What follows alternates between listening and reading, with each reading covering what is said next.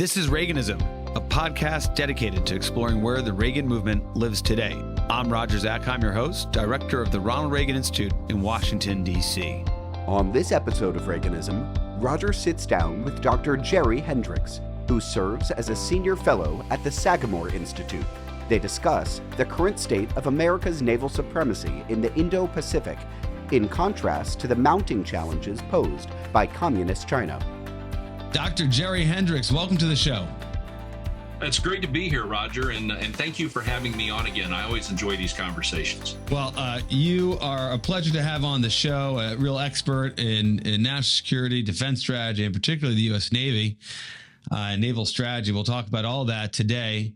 You come to us after years of service as a strategist for the CNO, Secretary of the Navy, Undersecretary of Defense for Policy, that Office of Net Assessment, which of course has been critical over the decades as being the think tank of sorts where winning strategies for the U.S. military emanated from.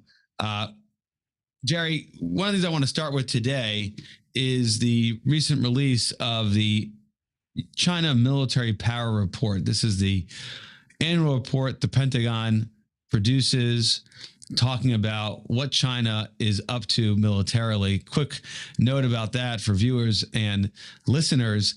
This is a sort of report that up until President Trump was elected, the administration never really wanted to give Congress. It's a riff on what Congress required of the administration during the Cold War, when Congress wanted to get a better handle of the Soviet military buildup. Now, with President Trump and the focus since on China, now we're getting some really good meaty information out of this report. Jerry, have you had a chance to look at the report? What stands out to you? And we'll jump into some of the Navy numbers that were in the report. Well, I mean, the entire report demonstrates that China is making significant investments in their defense industrial base as well as their overall defense structure. What we can kind of figure out is the difference between what they're publicly reporting so far as how much they're spending on defense and what's actually being made manifest in their force are two different numbers. So, clearly, obviously, a centrally controlled economy, they can hide a lot of numbers and the way that they do things. But right now, we're seeing the construction of a new combatant for the Chinese Navy every 5 weeks. That's essentially, over 20 ships that we're seeing projected across a year. We're lucky to get 8 to 10 ships out a year. So they're vastly outbuilding us right now, and they're able to do that because they got a larger industrial base. But beyond that, we're looking at their rocket force, and so we're seeing a modernization of their rocket force. We're seeing indications of significant improvements in their nuclear force, which is concerning. Because we really are coming into this, sort of trilateral nuclear arrangement, which we have no experience with. Virtually all of our strategies and all of our treaties are set up really on a bilateral basis between us and the former Soviet Union. So the idea that we're going to be balancing between three legs, and also a significant modernization of the Chinese Air Force. So they're seeing, investments in stealth, both in smaller fighters, but also moving towards larger bombers. Those are concerning to us because we're making these investments right now in B-21. And if China is able to engage their industrial base as well as for aircraft, as well as they've done for ships, they can outbuild us there. So it's a really troubling report. Yeah, a lot there to discuss. I'm going to pull on a couple of threads there. First is their defense budget. Generally, we think of it as, well, maybe a third of the U.S. defense budget. Is a question of whether or not they include the personnel costs there. Of course, the United States does. But what I hear you saying, Jerry, is that the way to measure it perhaps is not what the normal metrics in terms of what the government says and the size of, let's say, the defense concerns, but actually look at what they're producing. And then from that, you see that this is a buildup on a scale that is probably on par with what the United States spends. Now, there's certain things that we spend on including our budget that may not be apples to apples with the Chinese. I mentioned some of those personnel costs. But is that where you're going in your mind? Do you think it's almost a one-to-one? Yeah, I think that, quite frankly, I think they're probably spending less than us, but being more effective with it because they have a younger industrial base and let's just say essentially controlled ability to produce. But that being said, they are vastly outbuilding us. And going back to, you mentioned my work in Mr. Marshall's office, the Office of Net Assessment. I can remember having a conversation with him one time about the fact that if you show me what they're building, I'll tell you what their strategy is. So as we look at the types of ships and aircraft that they're building, they're moving really significantly from a coastal defense force to a power projection. So let's talk. I throw some numbers at you just for context for listeners and viewers. The United States battle force today stands at roughly 290 ships. The PLA Navy has 370 ship fleet, expected to go to 395 by 2025 and 435 by 2030. Those are the numbers in the aforementioned military power report that the Pentagon put out, Chinese military power report. All right. So Andy Marshall comes to you, shows you these numbers, and then he says, okay, what are they seeking to do? What's the answer? Again, and so we're looking at power projection, because if you look at what they're building, they're looking at guided missile cruisers. They're looking at guided missile destroyers. They're looking at large amphibious assault ships. They're looking at aircraft carriers. Huge investments right now in their nuclear attack submarine force, as well as a modernization of their ballistic missile submarines. This is definitely moving from, again, coastal defense to power projection. Now, what was interesting, because I monitor this really close, is that 370 ship number that we're looking at right now does not include approximately 85 ships, which are small surface combatants, which really can only operate inside the first island chain. And we made a decision to not count those towards Air Force when the Chinese very much count those towards Air Force. So the Chinese are actually coming to play right now with around 455 ships to be able to operate inside that first island chain, with 370 ships being able to go on the road, project power beyond the second island chain. That should be concerning to any geostrategist today. Super interesting. So 370 that can go beyond the island chain we keep on referencing. And this, for way to think of it generally, is that first island chain is kind of where Taiwan sits, and then beyond Taiwan, if you go Japan, the east of Taiwan, Japan, Philippines, then you get the second island chain. And the sorts of ships that we're not counting in this report, the one that gets from 370 to 455, Jerry, you're saying those are kind of more littoral sort of ships, maybe akin to our littoral combat ships, or but they're PLA. These are Navy ships. These aren't some sort of Coast Guard ships. These are part of what the PLA Navy would say they're surface combatants. That's correct. And so if we really think that the primary area that we're concerned about is the Taiwan campaign and the Taiwan threat operating inside that first island chain, those ships will very certainly play within that. But if we come to play and we have to project power across the vast Pacific into the Indian Ocean and the Pacific Ocean, let's say that we want to impose an economic blockade. So I want to cut off or interdict their supplies from Africa and Australia and South America.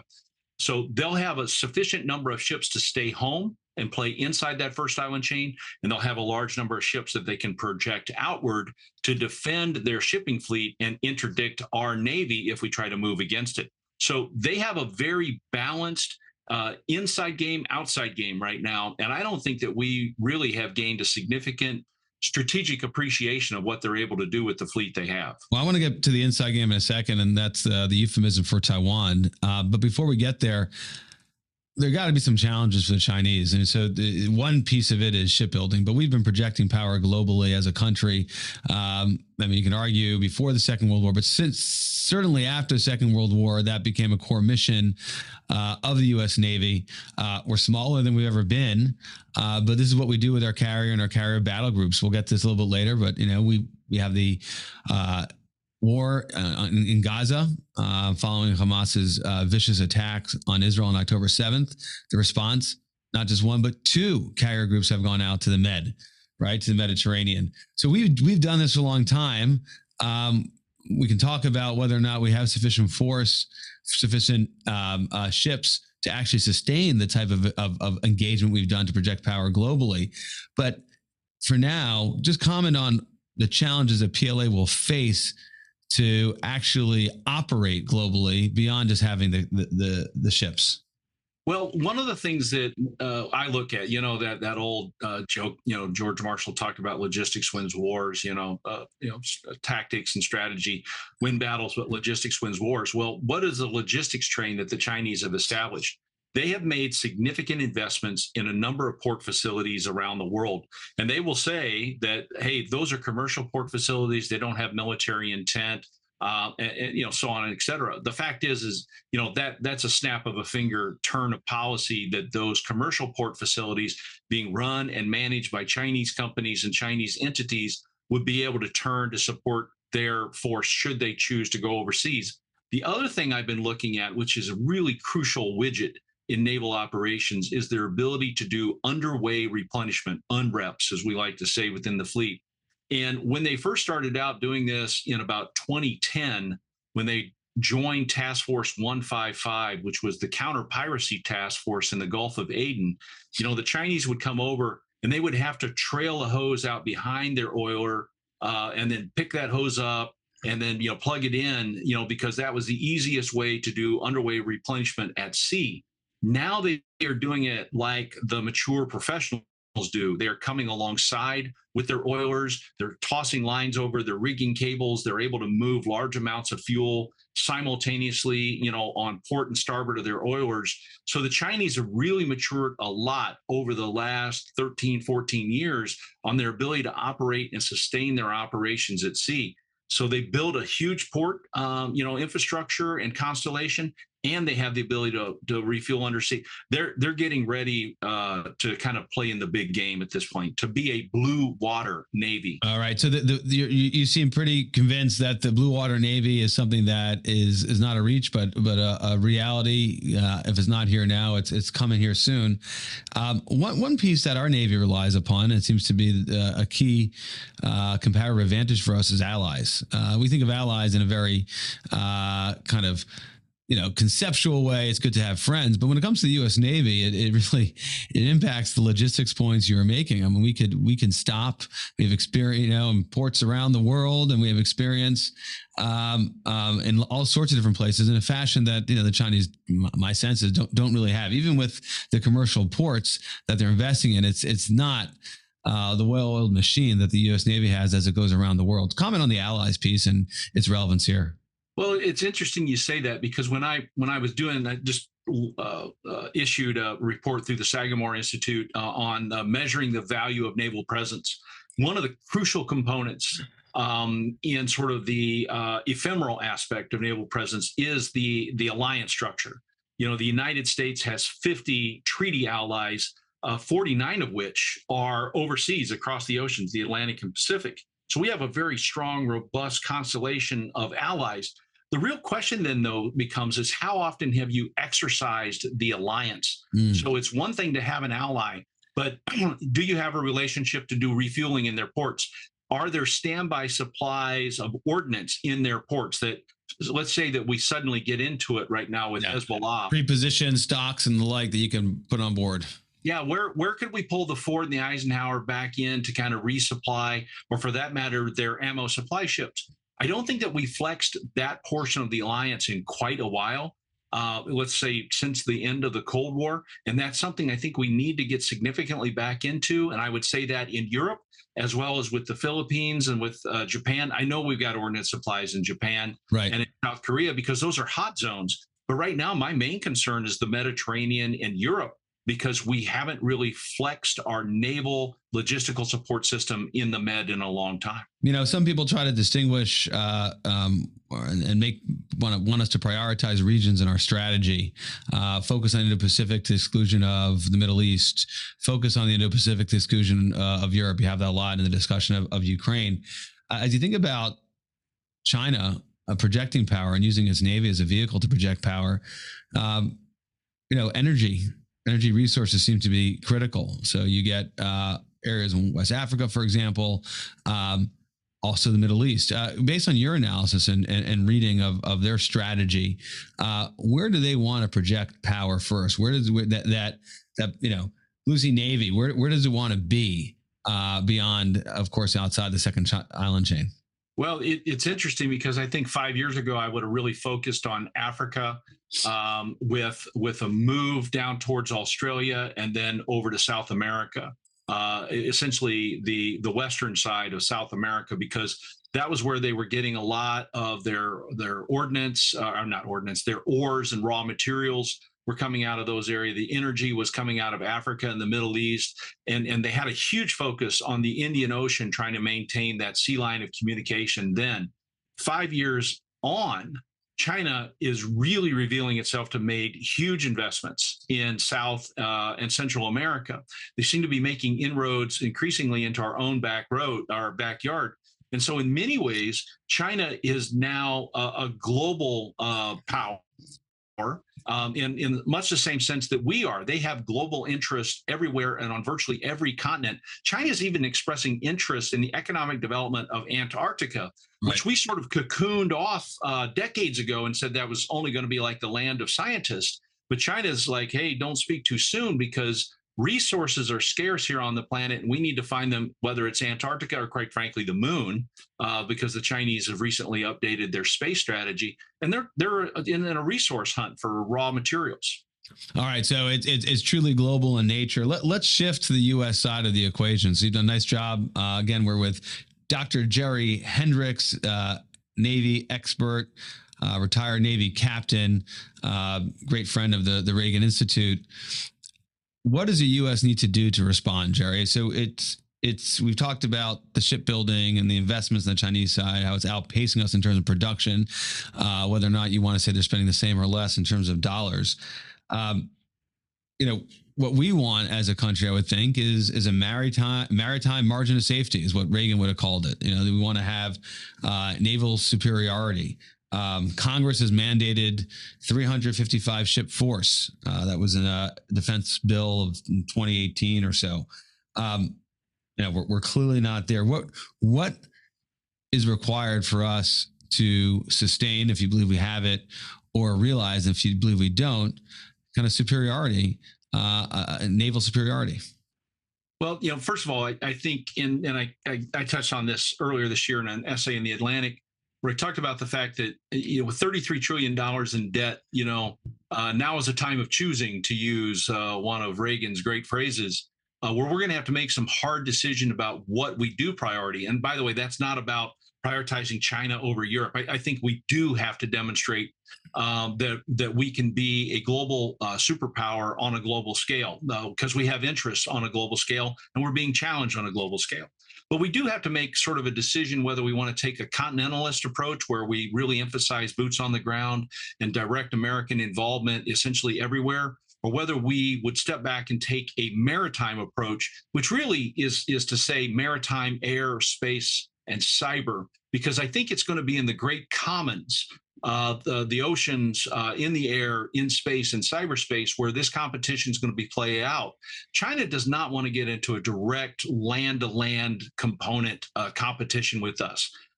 They kind of have some freak out about that, because if that happens, they've got a giant people factory just to their south that's kind of been eager to get their licks in for a while. And China's a little concerned about what would happen in India if we had some sort of a motion where we went toe to toe. So they want to compete in the commons as well.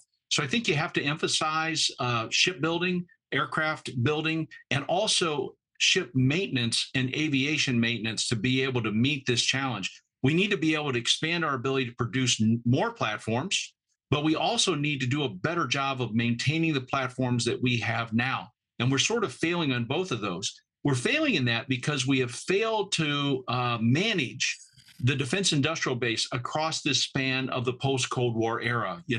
Bill Perry and Les Aspin came in. They had the Last Supper.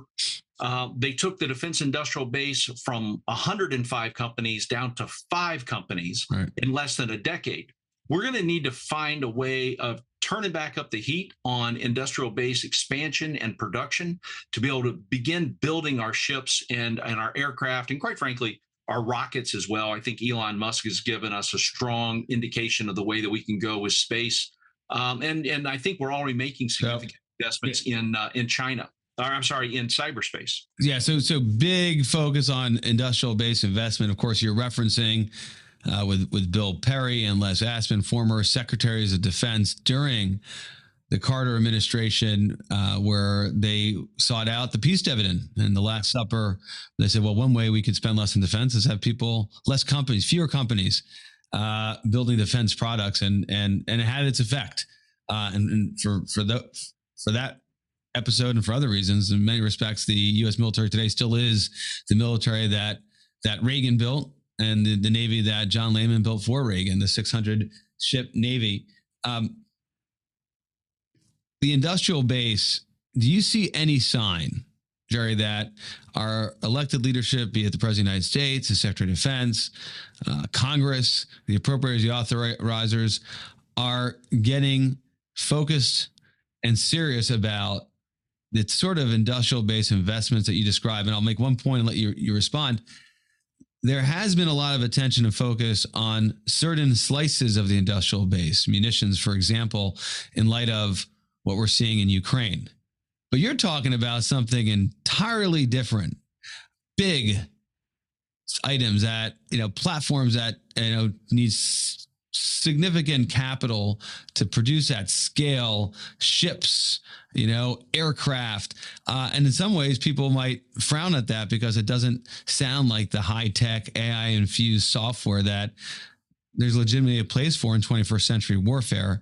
But some people think we ought to give up today's conventional force in favor of that. So take us through your thinking, both in terms of whether we have a serious approach to building the industrial base of the kind to produce things you're talking about, and two, where does the kind of 21st century software-driven technology have a play in your outlook?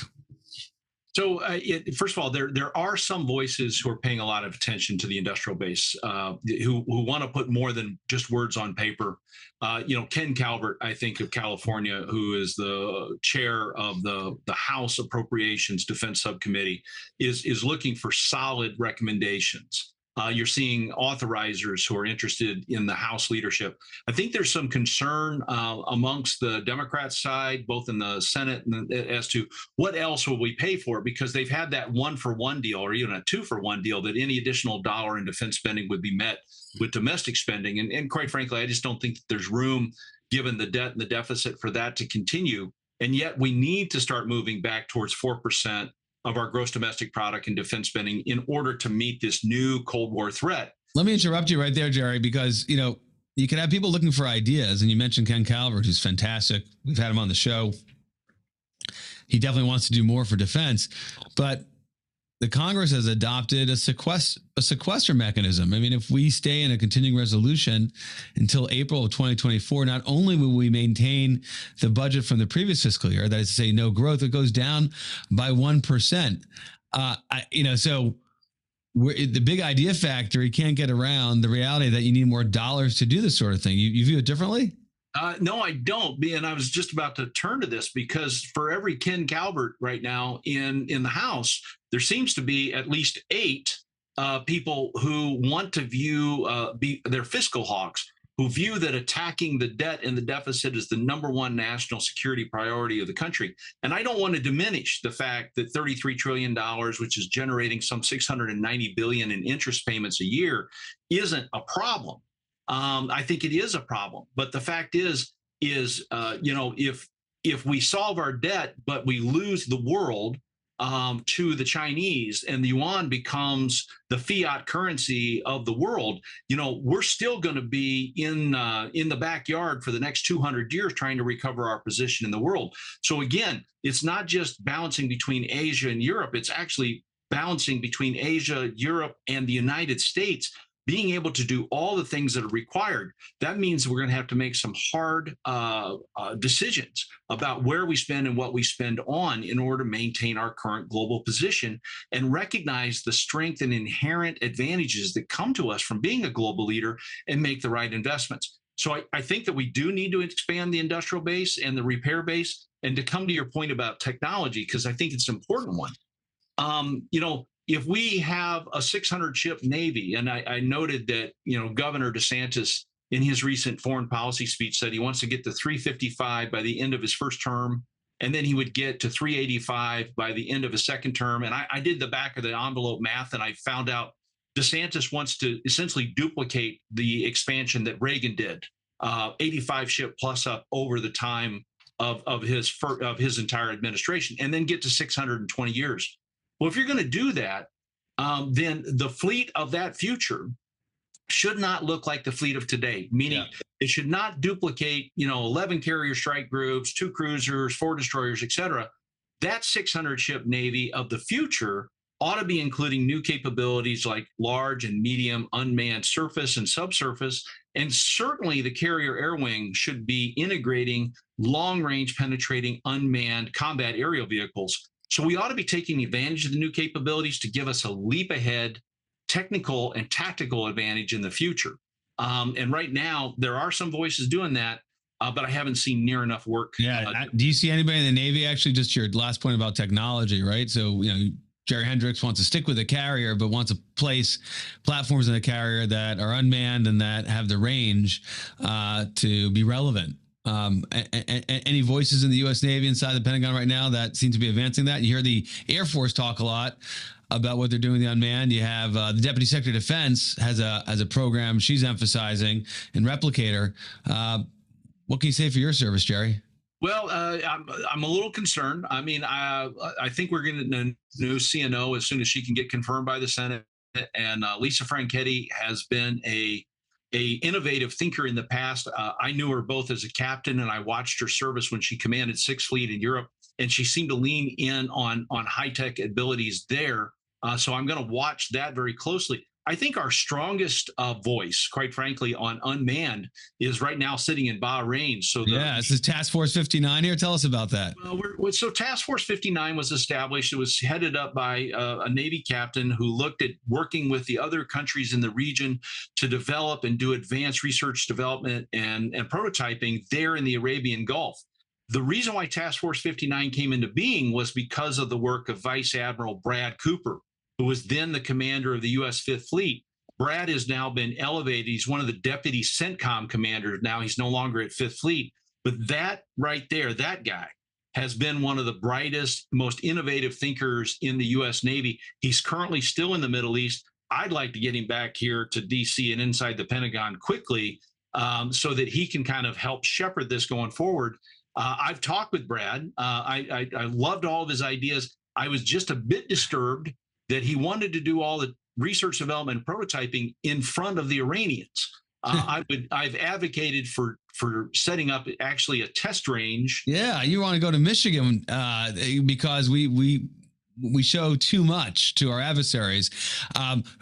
Tell us about your concept of what you want to do in Michigan. That was fascinating. And as you do that, Jerry, just give a little bit more information about what Task Force 59 is doing in terms of the concept development and platforms. They are these unmanned kind of boats that are countering some of the malicious activities by the Iranians. So talk about what they're doing and what you would do in Michigan. So I'm gonna step through 3 things. One, the first series of tests that we were doing with unmanned actually took place off the west coast of the United States, out in our Southern California operations range. And what we noted there was we had these large platforms that we've been developing for a few years that are sort of semi-manned and unmanned.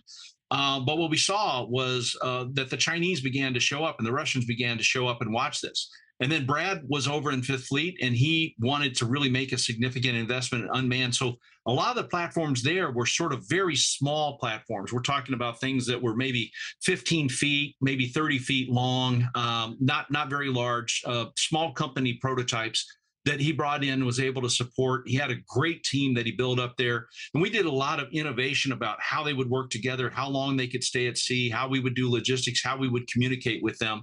And we began to develop concepts of operations. But again, the Iranians would come and sort of pour up their lawn chairs like we were all at a little kid's soccer game on the weekend to watch us do everything. And that was disturbing. Now, recently, the Navy talked about that it wanted to move and consolidate all of its unmanned testing into the Caribbean, into the U.S. Southern Command or 4th Fleet area of responsibility. But they made that announcement, and then 2 days later, or 2 weeks later, I should say, it was revealed that China had just made $1 billion investment in creating an intelligence gathering center in Cuba. And we know that the Venezuelans have actually been looking north into the Caribbean on everything that we're doing there. So that may not be the right place to do. So I sort of created this idea of utilizing Lake Michigan, which is a large inland sea. It's entirely enclosed U.S. waters, surrounded by 4 U.S. states. We don't border with Canada even. It's 320 miles north to south. It's 120 miles east to west. It's 900 feet deep in the middle of the Chippewa Basin. So we would actually have the space to do unmanned air, surface, and subsurface testing if we went to Lake Michigan. And by the way, we have a very large Navy base on Lake Michigan at Great Lakes Naval Training Station north of Chicago, which has pier facilities and warehousing and an internal water bay that we built up during World War II. Insight you could expect from a Midwesterner like yourself there, Jerry. Go ahead. No, I think the key thing there, though, is the tech base there. And that's what I've spent a lot of the last 6 to 9 months looking at, is the tech base there, the tech cluster in unmanned and AI. Would it be willing to kind of move to the Midwest? Because that's really where we need to incentivize. But I would tell you that there's been some great states like Indiana that have the right sort of tax structure to incentivize small company startups and large companies moving. So, I'd love to see that take off. What's been the reception to date, with your Navy's Area 52 sort of thing? Well, I've had some very positive feedback from some former senior government officials. I've had a chance to brief the Secretary of the Navy and the former Chief of Naval Operations. And everyone sort of comes to me and says, well, why aren't we doing this already? And the key thing is that, though, everyone asks. So I had a chance to brief some senior staffers in the Pentagon that's like, well, how are you going to pay for it? I said, well, you're already spending millions of dollars developing unmanned. How about we consolidate all those billets and all that money in this location? And then we sort of make that investment, and then we can grow for there. But Roger, and this is the key and crucial point, is that right now, unmanned platforms within the Navy are largely controlled by the manned communities. And it's not in the interest of the manned communities to see unmanned either grow in its budget or in its missions. We need to create a place for an unmanned community to put down roots, grow, and as I like to say, we need to create the field where we can let the horses run free and just see what they can do.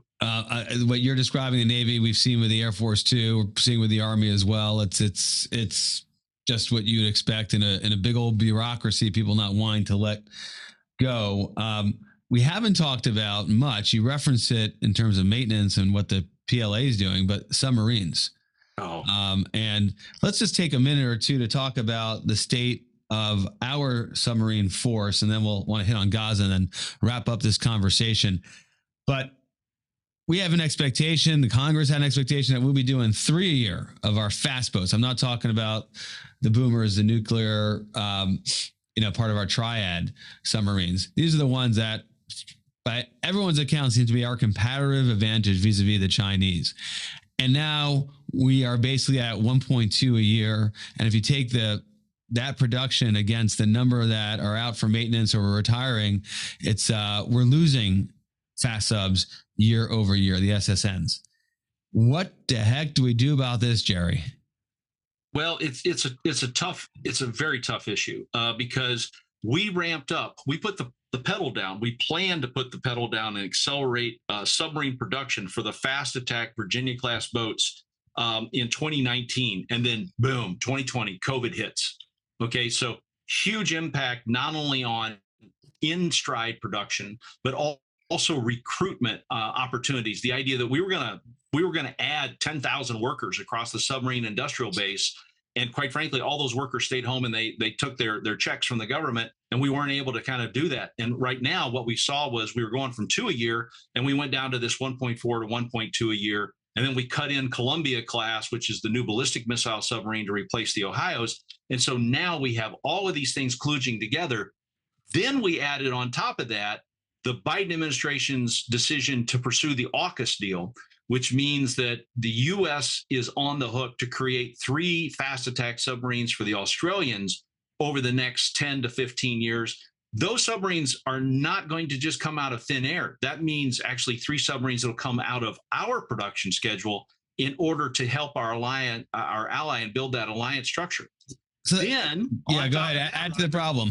Yeah. Then onto that, Roger, is the industrial base for repairing and maintaining our submarines fell far, far behind. So we have some 40% of the fast attack submarine force right now cannot get underway. It's not certified to dive because we're over 2 years behind on submarine repairs in the United States. It's very clear that when we bracked our Navy yards back in the 90s, we probably shut down one to too many yards. We need to have that capacity back. So not only can't build, we can't maintain what we have. So the 40% of the fleet is behind. You can't deploy it, and that's tied to BRAC, which of course is the base realignment and closure of the 1990s.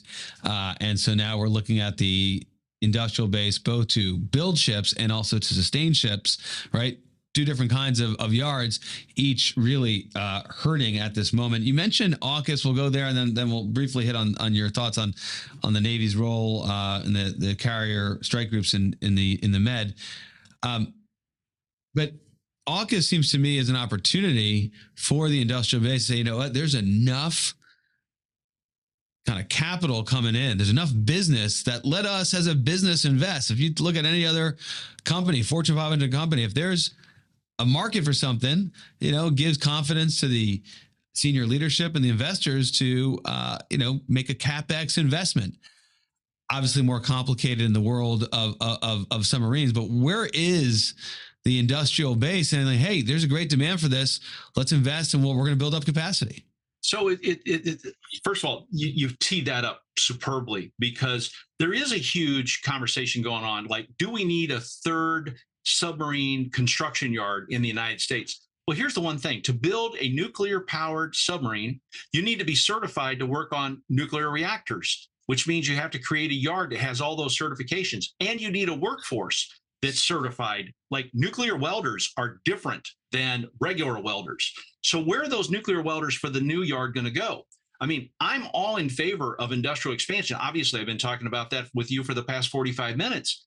But the point here is, if we try to press for a third yard quickly, we're going to have to take trained, skilled labor from the other 2 yards to be able to fall in on that, to begin building the workforce, because you know how it goes.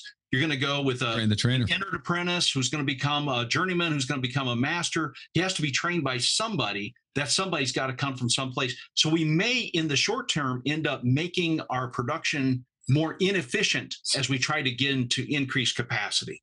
Yeah, well, that's great. More to talk about perhaps another time. I believe we're still building these submarines in the most inefficient way, carrying them up the coast between Virginia and Maine or wherever. And it seems to me we could do better and get more output if we revisited that as well.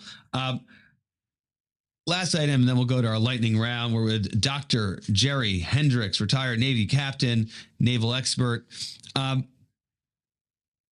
I look at the Biden response to Gaza as it relates to the military deployment of aircraft carriers. I'm surprised they sent a second carrier strike group, but to me it seems the right use of military power to deter. In this case, deterring Hezbollah, more broadly Iran, not allowing or making clear that the U.S. wouldn't tolerate a second front. Some people out there see this and they roll their eyes and they say, once again, we're prioritizing our force in the wrong area.